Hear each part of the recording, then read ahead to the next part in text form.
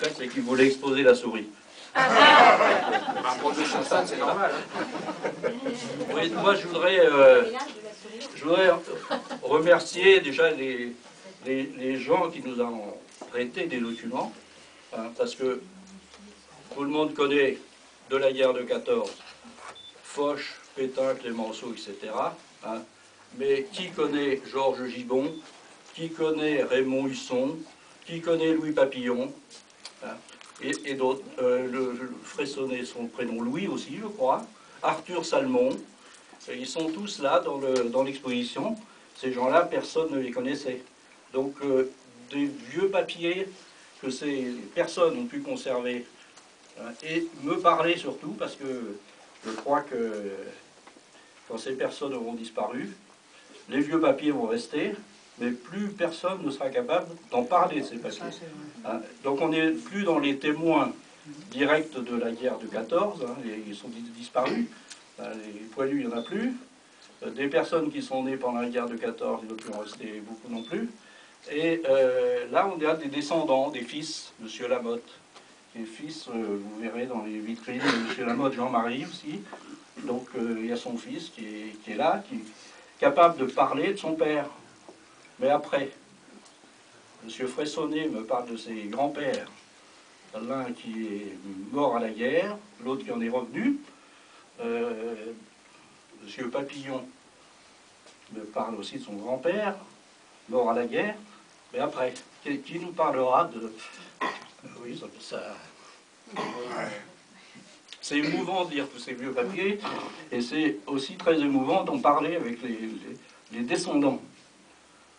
Et donc, vous verrez que toutes ces personnes, tous ces documents-là, sont exposés. Il y a des lettres, il y a des photos.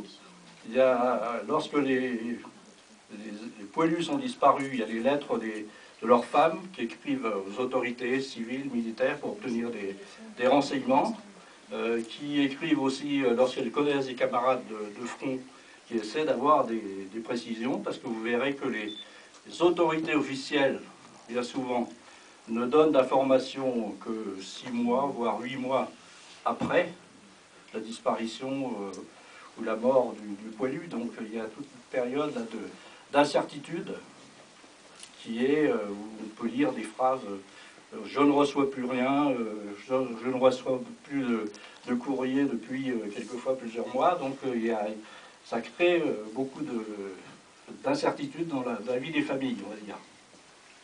Donc tous ces personnages, on les a fait, on essaie de les faire revivre, on va dire. Donc ça, c'est un complément important à l'exposition par rapport à ce qu'on avait fait l'an dernier. On a aussi, dans un style, genre différent, essayé de faire revivre un petit peu le quartier, hein, puisque le musée se trouve dans le quartier Saint-Thibault. Vous verrez qu'il y a un nombre assez important de cartes postales. Donc là, on les doit pour beaucoup à M. Guy Chauvet, hein, qui est un collectionneur qui a une collection fabuleuse, donc qui est capable d'en parler aussi de sa collection. C'est ça aussi l'intérêt, de repérer les commerces, les maisons, etc., de dire où ça se situait, qui possédait ce commerce. Alors parmi ces commerces, eh bien, vous avez un descendant, là aussi, il y a M. Bernard Husson. Oui. Donc il y a aussi une photo de la cidrerie spiritueux. Mais il y avait aussi un épicier Husson, on a trouvé. C'est le même. Voilà. Alors là, pas exposé dans ce que l'on a mis, il y a aussi des vieux papiers de M. Bernard Husson, correspondant à sa famille.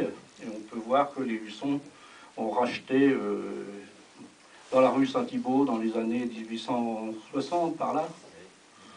Donc c'est une famille qui est implantée là depuis déjà un certain temps. Donc,